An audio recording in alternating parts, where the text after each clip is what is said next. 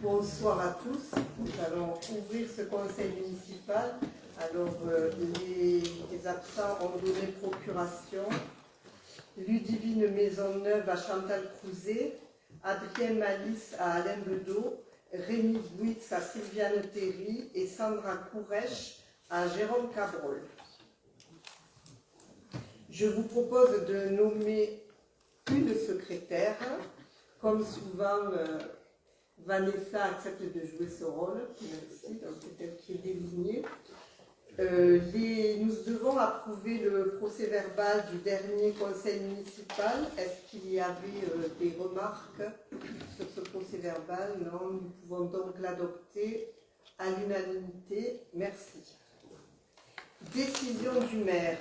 Depuis le dernier conseil municipal, j'ai pris une décision le 11 juillet 2025, une préemption en révision de prix d'un appartement constituant le lot 1 d'une copropriété 134 chemin de la Pierre Bleue sur une parcelle cadastrée au prix de 10 000 euros. Le prix demandé était de 178 000 euros, mais c'est un secteur qui est à l'étude, donc nous avons préempté en révision de prix. Une décision le 6 août 2025, suite à une consultation, attribution du marché assistance, maintenance, sauvegarde du parc informatique et hébergement de mail à la société Écosystème Xefi à Montpellier pour un montant annuel de 30 558 euros hors taxe. Le marché est conclu à compter du 1er janvier 2026 pour une première période d'1 an. Il est ensuite reconductible chaque année pour 1 an dans la limite de 4 fois, soit jusqu'au 31 décembre 2030 maximum. Nous pouvons donc passer au premier point de ce conseil municipal, dont le premier point concerne le département de l'Aude. Vous le savez, il y a eu plus de 17 hectares qui ont brûlé dans le département de l'Aude. Cet incendie d'une intensité exceptionnelle a ravagé le massif des Corbières et c'est une catastrophe à la fois humaine, sociale et environnementale et aussi économique. Donc face à ce drame, l'Association des maires de l'Aude, avec le soutien de l'Association des maires de France, a lancé un appel à la solidarité. Je vous propose de répondre à cet appel, bien évidemment, et de manifester la solidarité de la commune de Castries pour contribuer aux actions en faveur des communes sinistrées de l'Aude avec une subvention de montant de 2 000 euros. Est-ce que tout le monde est d'accord avec cette proposition? Donc, voter à l'unanimité, merci. Je vous propose ensuite un dossier, une délibération également dans le domaine de la solidarité, puisqu'il s'agit d'une subvention exceptionnelle à l'association SOS Méditerranée, qui est une association civile européenne de sauvetage en mer. Vous le savez, la mer Méditerranée est un grand cimetière. Il y a régulièrement de nombreux morts de personnes qui tentent de fuir la misère dans leur pays, qui se noient en Méditerranée. Et depuis sa première opération en février 2016, SOS Méditerranée a porté secours à plus de 41 000 personnes.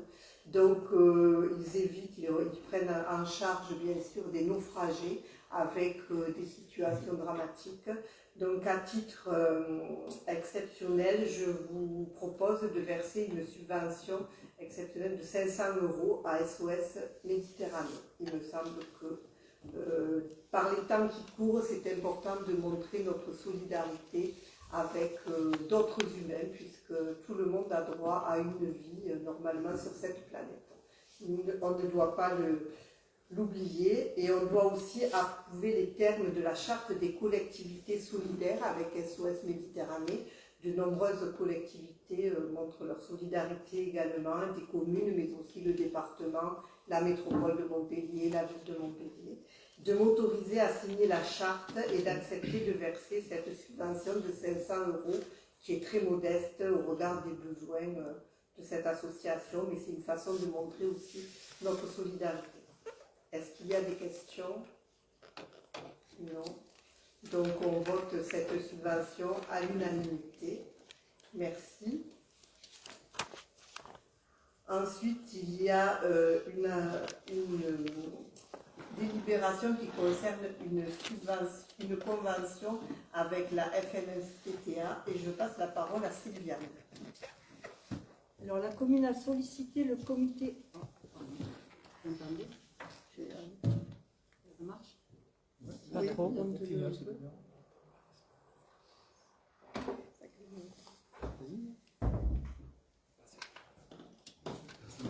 C'est le micro.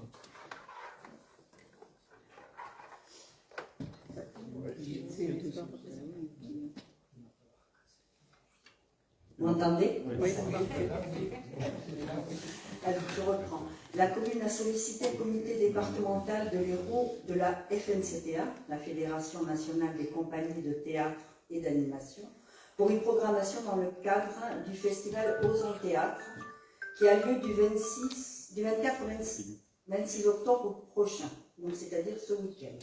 Une convention de partenariat qui précise les obligations de chacune des parties a été établie à cet effet. Le comité départemental de la FNCTA s'engage à prendre en charge la programmation et l'organisation technique du festival. En contrepartie, outre la mise à disposition gracieuse du foyer Hippolyte Paulet et la prise en charge d'un apéritif dînatoire le 24 octobre, la commune s'engage à verser 2 000 € au comité départemental de la FNCTA pour participer à cette manifestation. Il vous est demandé d'autoriser Madame le maire à signer cette convention. Merci Sylviane. Donc, pour cette manifestation qui démarre ce vendredi, pas de questions, c'est une reconduction annuelle. Donc on vote à l'unanimité. Merci. Et Sylviane poursuit avec un projet autour des cultures urbaines. Alors, dans le cadre, ça ne marche plus. Bougez pas.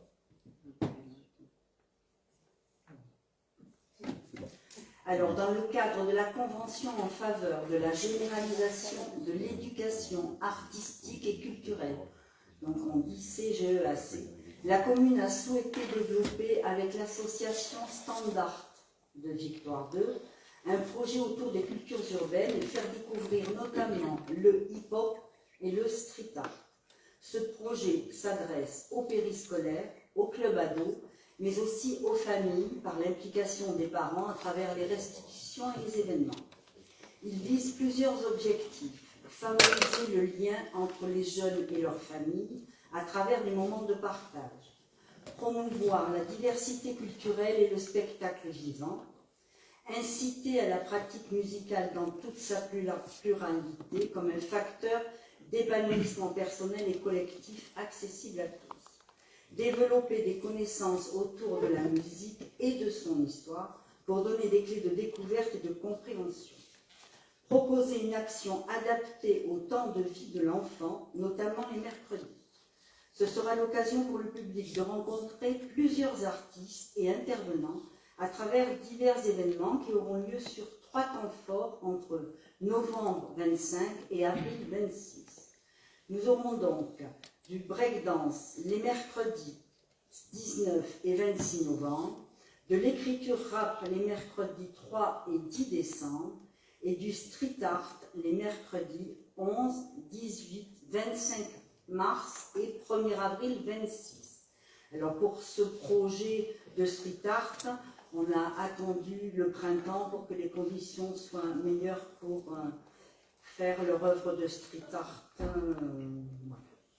Alors ce projet, qui est en partenariat avec le dispositif Pass Culture, il est financé par la DRAC Occitanie à hauteur de 2 000 € et Montpellier Méditerranée Métropole de 2 000 € aussi.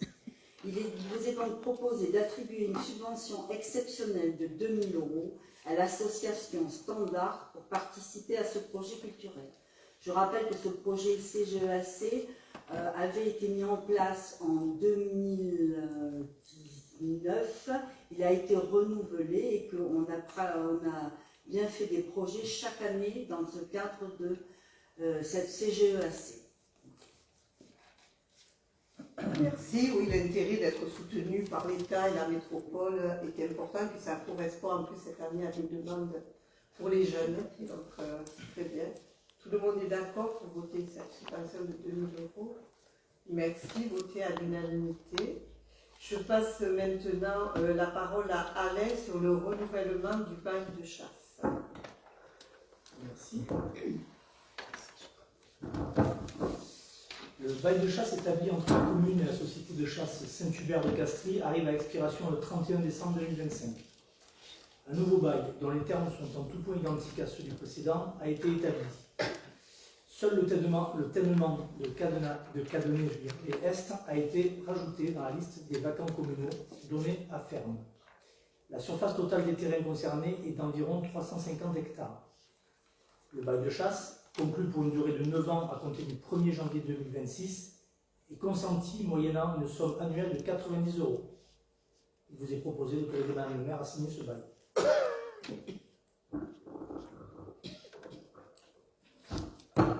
Merci Alain. C'est pas avec ça qu'on va s'enrichir, mais c'est pas le but.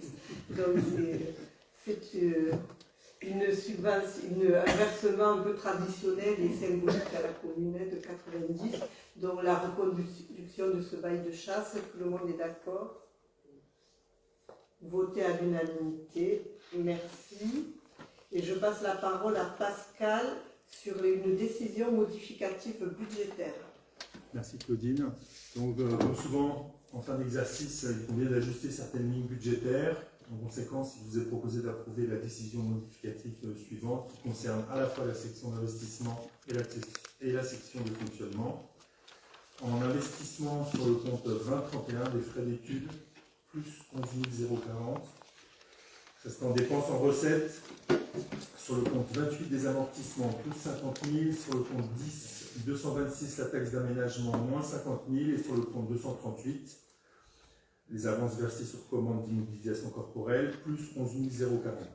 Enfin, sur la section de fonctionnement en dépenses, donc sur le compte 6611 les intérêts réglés à l'échéance, moins 50 000, et sur le compte 6811 dotations aux amortissements, plus 50 000. C'est une DDM très technique qui a eu besoin de passer en commission de finances.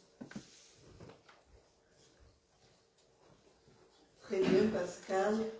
Pas de questions. Donc, je le mets aux voix. Qui est contre? Qui s'abstient? Unanimité.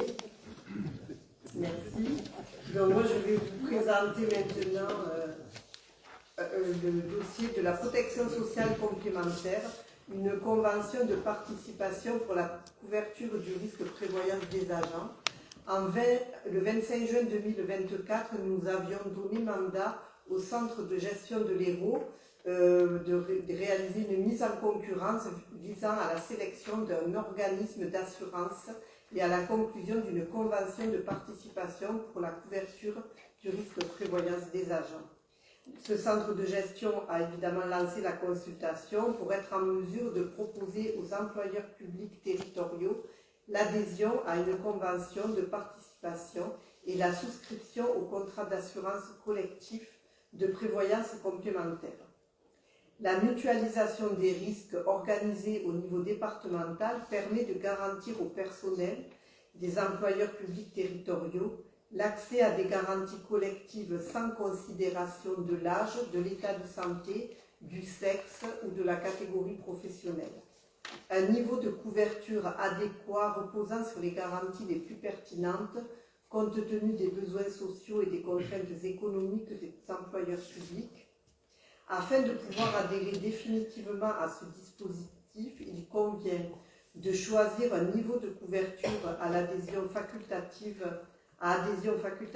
pour l'ensemble des agents, garantissant les risques incapacité temporaire de travail et invalidité, définir la participation de la commune, cette participation ne pouvant pas être inférieure à 7 € au titre du régime de base à adhésion facultative retenue.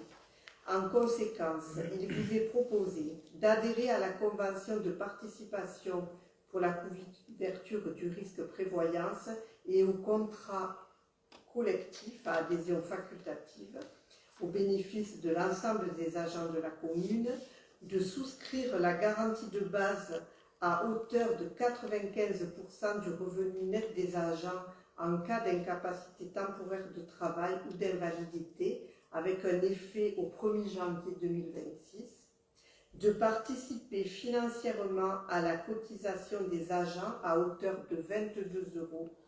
Alors le CST a examiné ce dossier le 16 octobre dernier, a donné un avis favorable unanime quant à ces propositions.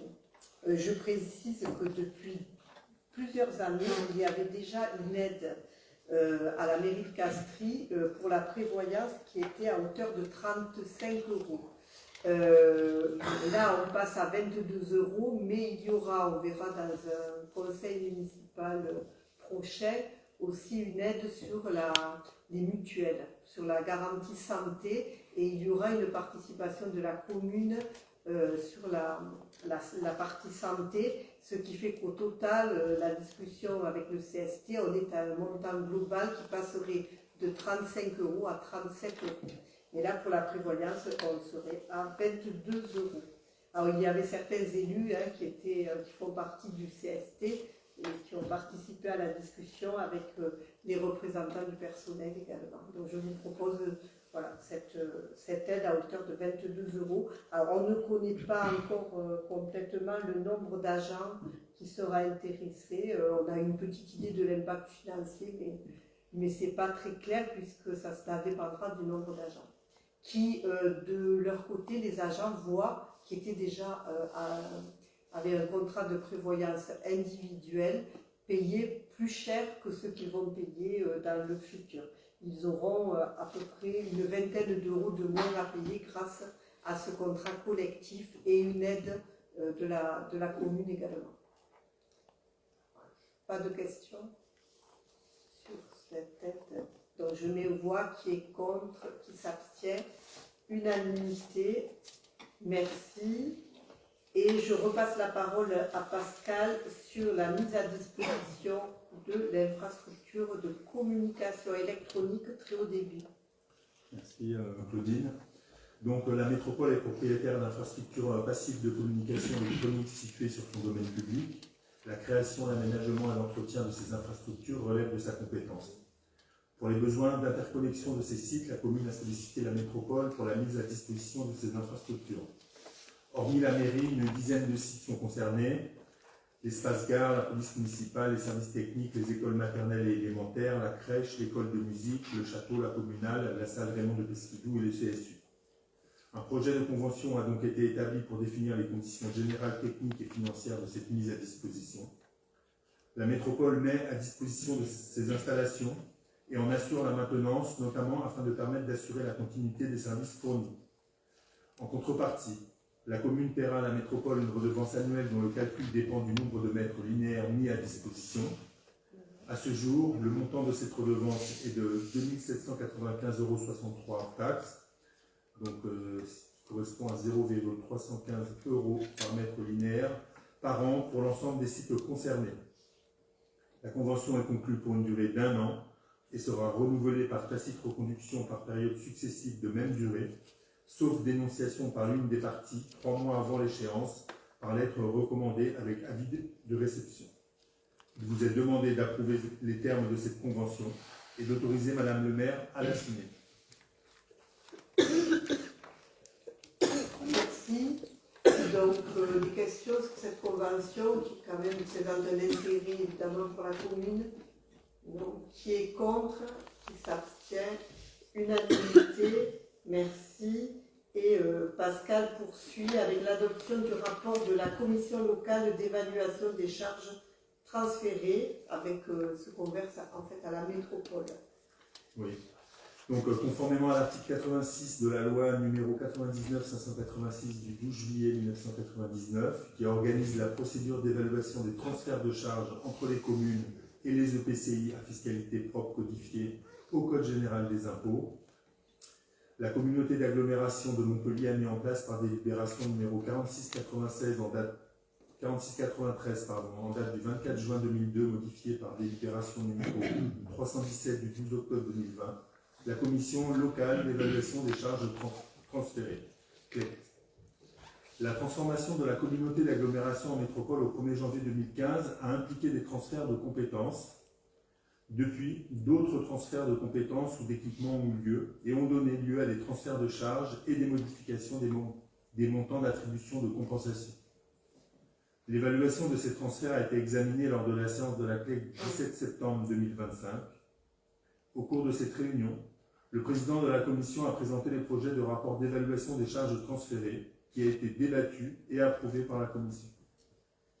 Donc ce qui change pour la commune, c'est le montant de l'attribution de compensation de fonctionnement, ACF, qui passe de 254 032,40 à 256 180,40.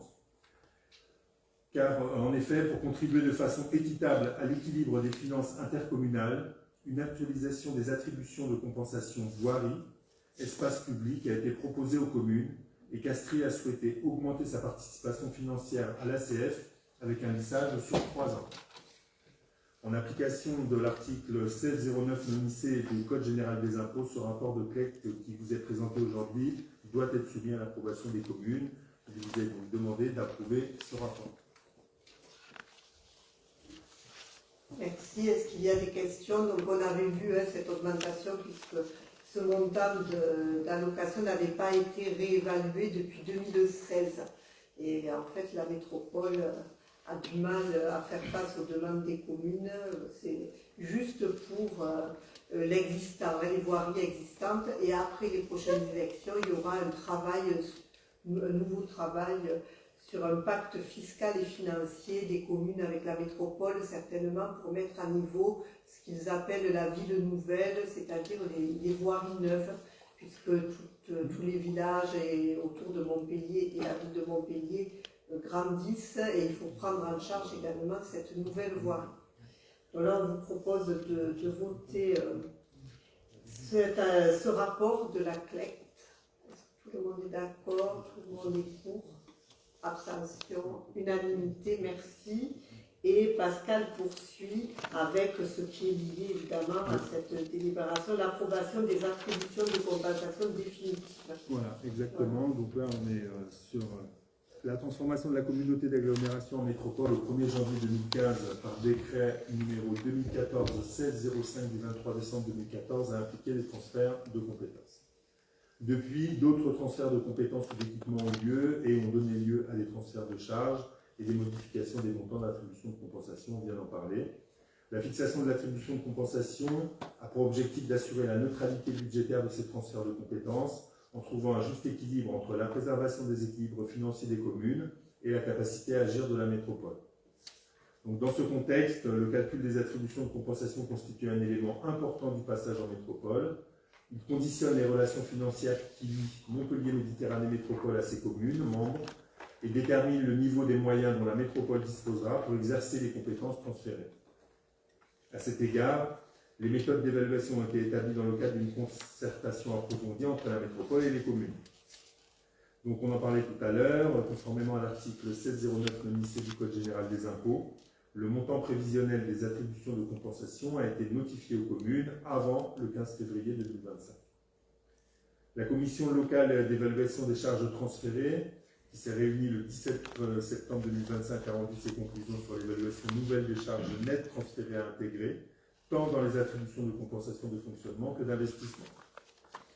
Ces évaluations ont porté sur la révision libre des attributions de compensation de fonctionnement voirie et espace public des communes, sur des correctifs d'emprunt transférés liés à la voirie et espace public, sur l'implantation d'un bureau d'information touristique sur la commune de Pérols, sur une modification d'assiette voirie et espace public et sur des ACI temporaires. La CLEC a émis un avis favorable sur ces modifications. Et donc on en parlait aussi tout à l'heure, pour Castries, la modification porte sur une augmentation de l'ACF voirie de 12 148 €, ça c'est le delta entre ce qu'on payait avant et maintenant, comme précisé dans le rapport de la commission. Ainsi, et conformément au rapport de CLEC, il est proposé d'établir l'attribution de compensation de fonctionnement définitive 2025 selon le tableau qu'on a tous reçu. Donc pour Castries, je le répète, c'était 250 180,40 €. Et donc pour mémoire, en application de la loi numéro 2015-1785 du 29 décembre 2015 de finances pour 2016, le montant de l'attribution de compensation et les conditions de sa révision peuvent être fixés librement par délibération concordante du conseil communautaire, statuant à la majorité des 2/3, et des conseils municipaux des communes membres intéressées en tenant compte du rapport de Clem.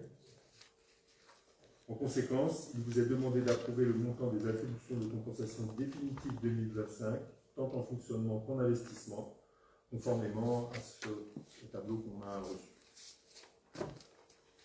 Merci Pascal. Je précise qu'évidemment, la quasi-totalité des communes de la métropole ont abondé, ont majoré leur participation également à proportion de leur nombre d'habitants. Il y avait des critères de calcul très précis qui ont été longuement discutés avant de fixer les participations. Voilà.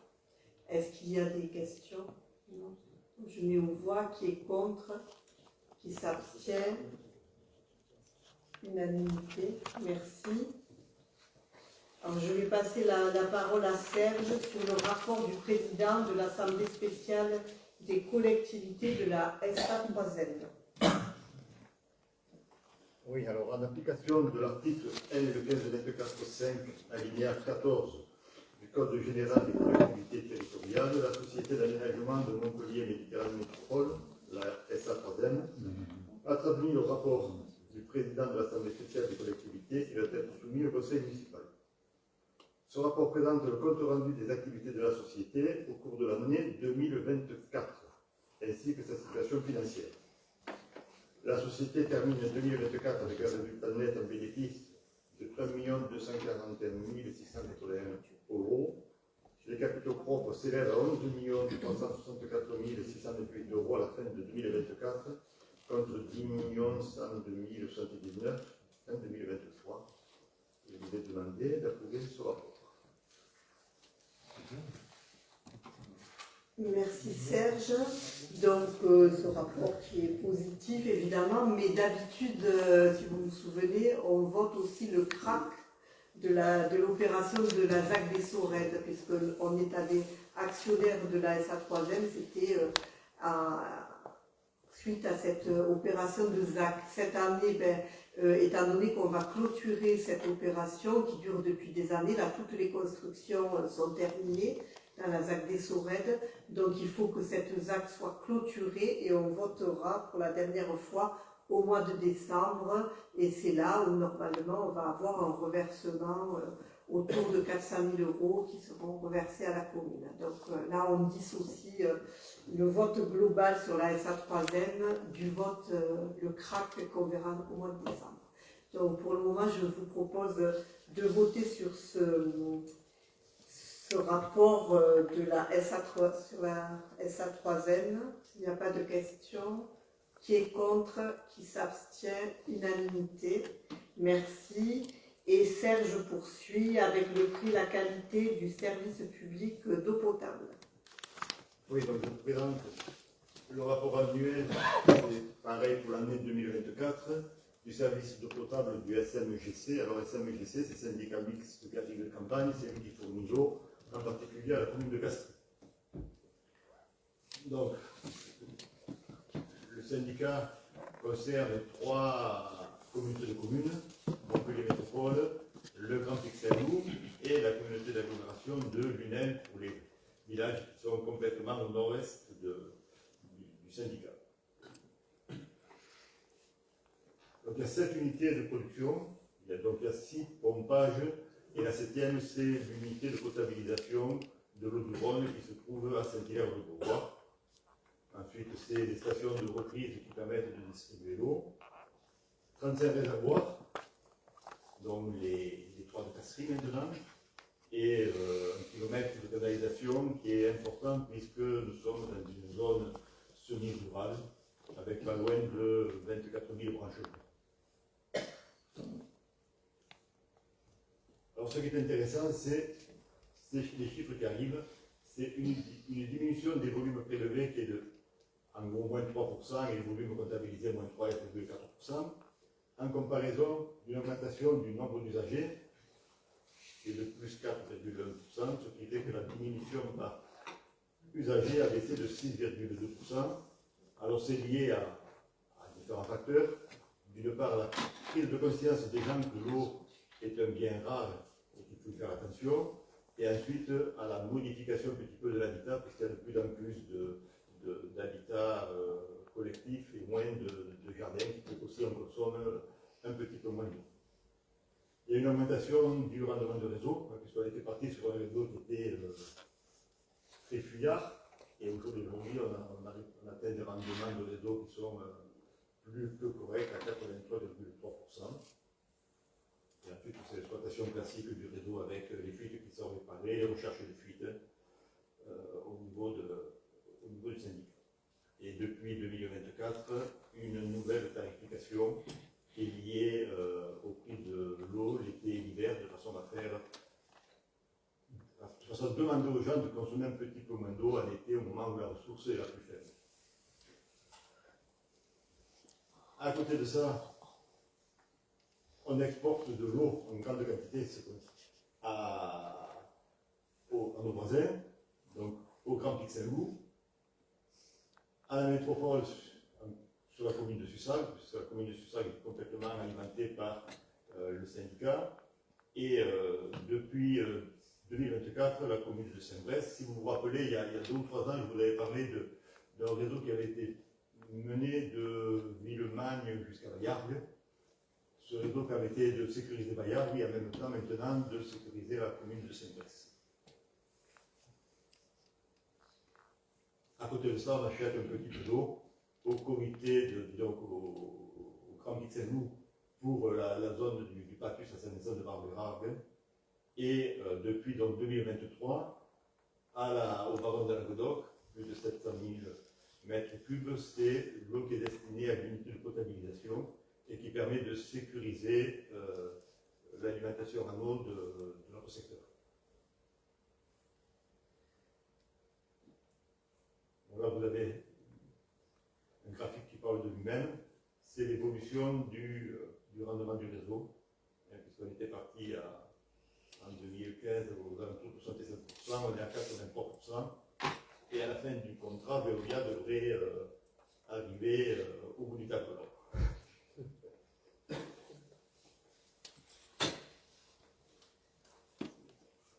Ce que je vous disais tout à l'heure, le nombre d'habitants qui augmente et la consommation qui baisse. C'est vraiment c'est intéressant parce que ça montre vraiment la prise de position des gens sur l'eau. Alors même si l'eau n'est pas très chère, c'est toujours trop cher, mais les gens prennent conscience qu'il faut faire des économies. Bon, c'est exactement pareil, c'est les pompages sur la ligne bleue et le nombre d'habitants qui, sur notre secteur, croît chaque année. Tous les 5 ans, en gros, il y a une commune comme Saint-Nazaire qui vient sur le syndicat des SMGC.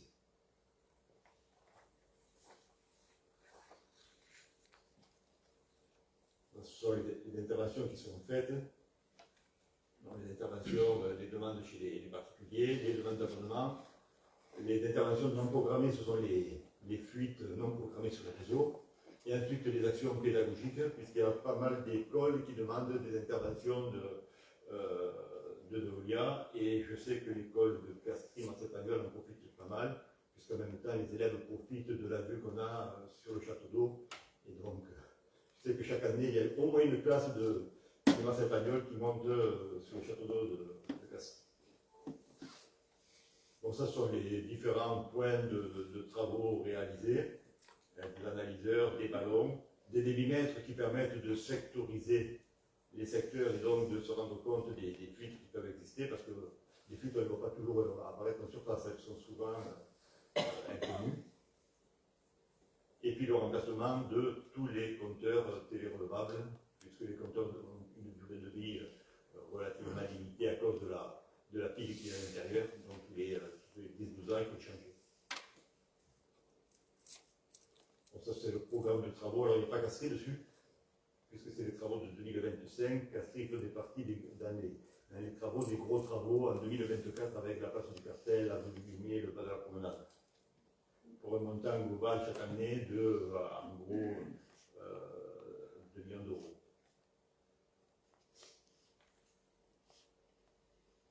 c'est les résultats d'un contrôle de la qualité de l'eau.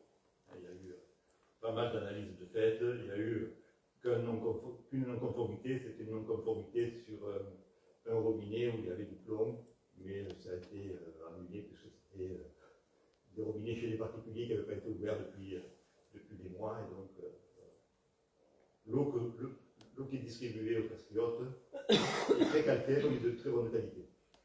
Et dedans, il n'y a pas de PAPS, il n'y a pas peur. Voilà les faits. Contrôle de la qualité de l'eau. Alors ça, c'est les factures d'eau, avec en 2023, avant la mise en place de la facturation d'été, puisqu'il y a deux périodes, une facturation d'été du 15 mai au 15 septembre, une facturation d'été du 15 septembre au 15 mai, de façon avec un prix plus élevé en été lorsqu'on consomme trop, de façon à inciter les gens à moins consommer. On se rend compte qu'entre 2023 et 2025, le prix de l'eau hors taxe a baissé. Par contre, si tu changes de tableau, lorsqu'on rajoute les taxes, le prix de l'eau a légèrement augmenté entre 2025 et 2026, c'est lié aux taxes, mais globalement a baissé pour les gens qui font attention à leur consommation d'eau en été.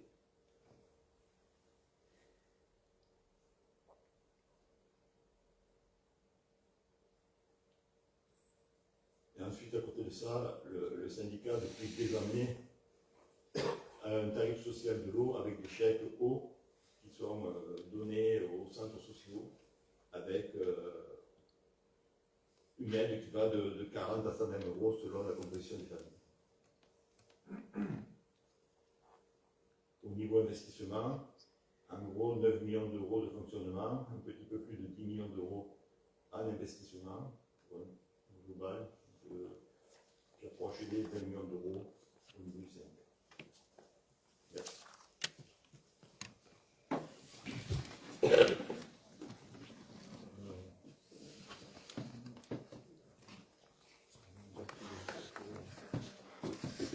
Merci Serge pour cette présentation intéressante. Donc on peut boire l'eau du robinet sans problème et la prise de conscience qui doit se poursuivre sur l'utilisation de l'eau.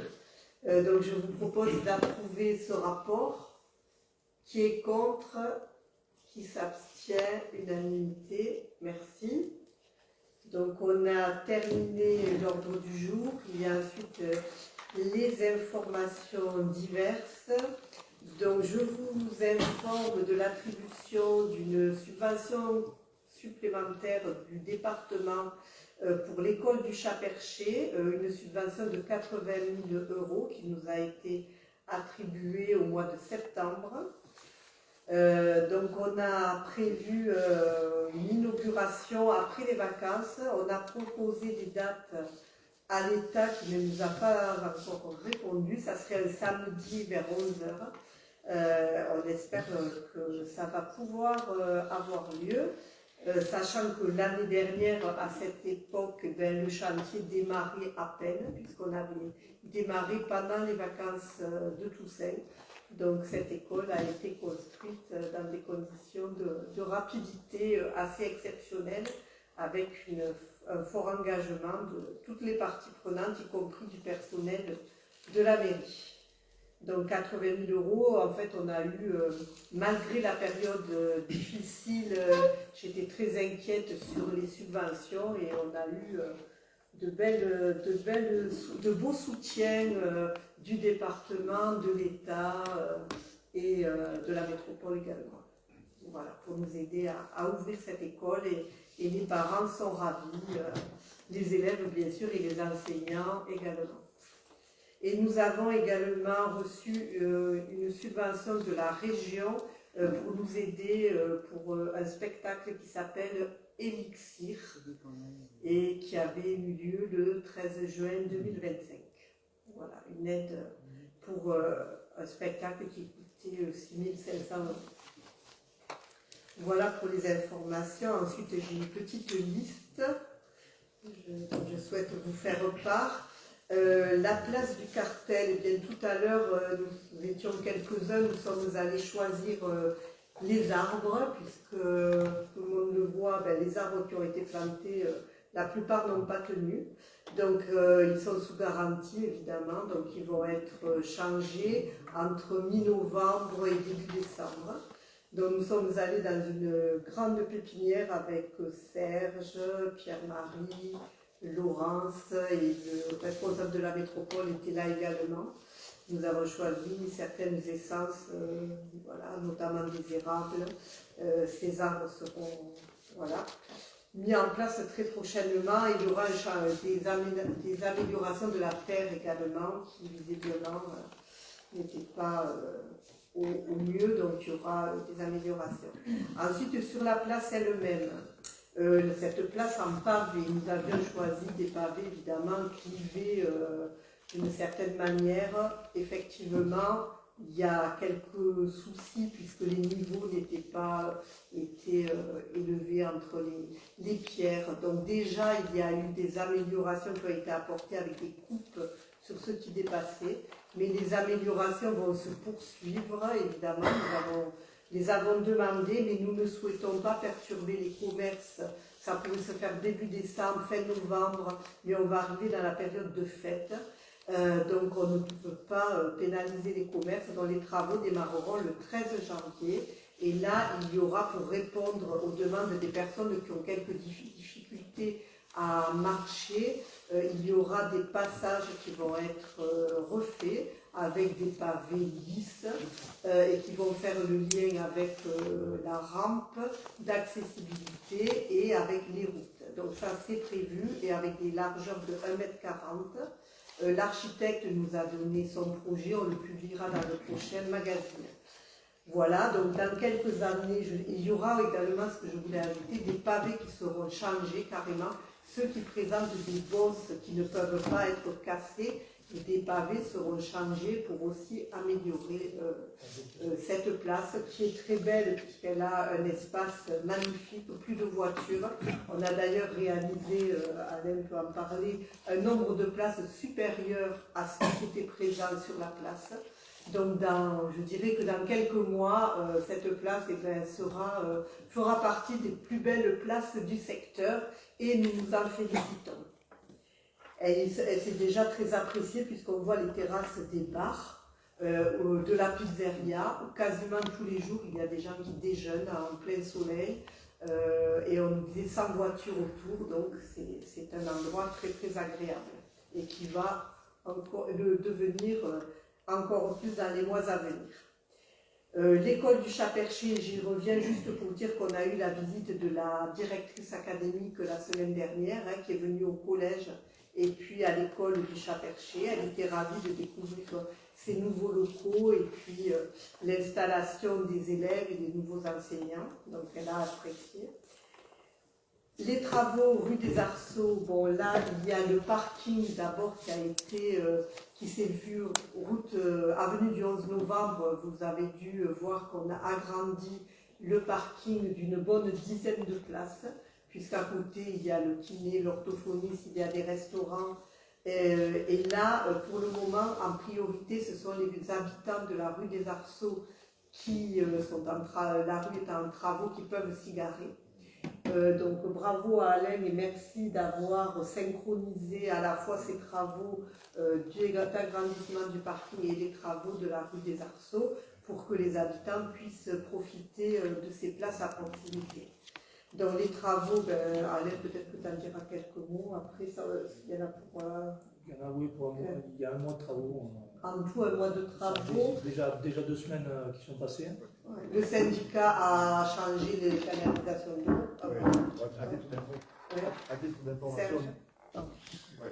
À titre d'information, donc on change le réseau qui date de 1954, mais par contre qui était en relativement bon état, puisqu'il n'est pas trop changé, il n'y a pas trop de grosses demandes dessus, donc on le change. Et on a quelques problèmes parce que le réseau de gaz passe juste dessus le réseau. Donc ça complique un petit peu la vie de l'entreprise. Par contre, l'entreprise s'arrête la semaine prochaine, puisqu'il y a le 1er novembre, au des RTT récupérés, dont la rue sera regoudronnée avec juste un petit passage. de façon qu'elle soit ouverte au Blu-ray. Et ensuite, ça reprendra donc la semaine suivante. Ok. Donc une petite semaine d'interruption et on reprend les travaux. Et là, il y en a pour un mois. Il doit rester 3 semaines. 3 semaines. 3 semaines. Il faut avoir un peu de patience. Et puis on fera les bandes en rétine en début d'année parce qu'il faut le temps que la robée sèche pour faire les bandes. Ah d'accord. Donc l'enrobé sera fait. L'enrobé, c'est la voie où passent les voitures. Et puis vous connaissez cette rue. Sur le côté, il y a pas mal d'entrées, de propriétés privées. Il y a des voitures qui s'y garent. Et là, on va faire ça d'une autre couleur, beige, pour que ça soit plus joli. Et certes, je disais donc que ça, il faut le décaler parce qu'il faut que d'abord le revêtement de la route sèche avant de faire ces revêtements. Donc on y reviendra en début d'année. L'aqueduc, eh bien, on a une tranche de travaux en cours. Donc Monsieur Massot notamment était intervenu pour insister sur cette tranche et voilà, ça a été prévu, ça a été programmé. Et très vite, les travaux se sont enchaînés. Donc là, il s'agit de recéler des pierres et d'enlever toute la végétation, notamment les arbres qui ont poussé entre en gros la croix de Coulomb et quasiment le niveau de la maison de retraite, quoi. Voilà, cette partie-là. Donc là, c'est en cours. La mairie, bien sûr, a été éclairée en rose pour Octobre Rose. Vanessa en dira peut-être un mot tout à l'heure. Et ensuite, elle sera éclairée en orange entre le 26 novembre et le 11 décembre. Alors le orange, c'est quelque chose qui se diffuse de plus en plus, et notamment le Zonta Club qui porte cette manifestation. On éclaire les mairies pour lutter contre les féminicides. Voilà. Donc il y avait des villages qui avaient démarré et donc on s'est joint à cette action. La Coupe de France, eh bien, il faut saluer l'exploit et féliciter l'Avenir Castriote qui est qualifié pour le 6e tour de la Coupe de France. Bravo à cette belle équipe et à son président Vincent Gousset, aux entraîneurs qui accompagnent les jeunes. Et ça se jouera ce samedi à 20h au stade Jules Rimet à Sussargues, contre les Deux Rives, donc une ville dans le Tarn-et-Garonne, je crois. Voilà. Et donc on croise les doigts pour cette belle équipe de Castries. Vendredi, comme je le disais tout à l'heure, quand Sylviane a présenté le rapport, eh bien, il y aura l'ouverture d'Ozon le théâtre à 19h au foyer communal. Je rappelle que comme chaque année, il y a une place gratuite dans l'agenda rose, un hommage à Octobre Rose cette fois aussi. Donc n'oubliez pas de profiter de cette place gratuite et de venir voir ces spectacles de théâtre amateur.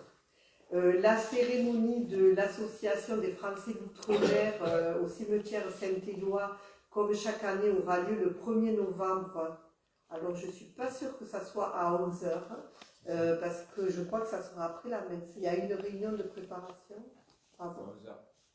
C'est pas ce qu'on m'a dit après-midi. Ils ont, hier soir, il y a le père a fait une réunion avec... Voilà. Donc, ça sera le 1er novembre. Et il a dit qu'il pourrait être au cimetière à partir de 11h45. Cérémonie du 11 novembre sera en présence de la secrétaire générale de la préfecture, puisqu'elle a choisi Castries cette année pour donc nous l'avions reçue et elle sera à Castries le 11 novembre. On en est très honorés. Et ensuite il y a le marché du terroir qui cette année encore aura lieu au parc du château, avec comme l'année dernière beaucoup d'exposants, mais Chantal en dira peut-être un mot. Le marché de Noël, eh bien, sera encore cette année dans la cour d'honneur du château, puisque les Castriotes et les exposants avaient vraiment apprécié ce marché dans la cour d'honneur. Et ça a été vu avec l'exploitant du château qui a donné son accord, Jérémy Bello. Le Noël du personnel aura lieu le 18 décembre à 18h30 au foyer, Hippolyte Paulet. Le goûter des aînés sera le 19 décembre à partir de 14 h également au foyer. Et l'animation sera assurée, je sais que c'est apprécié par Jean-Pierre Sardy. Et enfin, juste vous dire que nous aurons, avant la fin de l'année, nous aurons un autre conseil municipal dans le courant du mois de décembre. J'en ai terminé pour ma part et je vous donne la parole, ceux qui veulent rajouter des choses. Vanessa. Juste un petit mot à propos de Octobre Rose, qui a rencontré un grand succès cette année. Alors oui, il y a une antenne de bénévoles, qui sont surtout des femmes bénévoles pour la lutte contre le cancer, mais il y a aussi le soutien de nombreuses associations qui se sont associées donc, à l'événement en organisant des courses, des tournois, des séances gratuites pour les femmes, etc. Et les commerçants aussi qui ont participé, notamment en donnant de l'eau pour des tombolas, mais aussi en illuminant leurs magasins en rose, en les décorant. Tout ça, ce sont des petits signes qui sont sympathiques, mais qui rappellent aussi qu'il faut prendre soin de soi, prendre soin des autres. Et le cancer, c'est avant tout la prévention. Et le message, je pense, est bien passé à Castries. Donc un grand merci à tous les Castriotes aussi qui prennent soin d'eux et qui participent à ces événements organisés. Merci Chantal. Oui, moi je voulais juste rajouter, comme a dit Claudine, qu'il y avait le marché du terroir le 11 novembre dans le parc du château. Cette année, il y a les enfants du CMJ qui sont les marraines du Téléthon.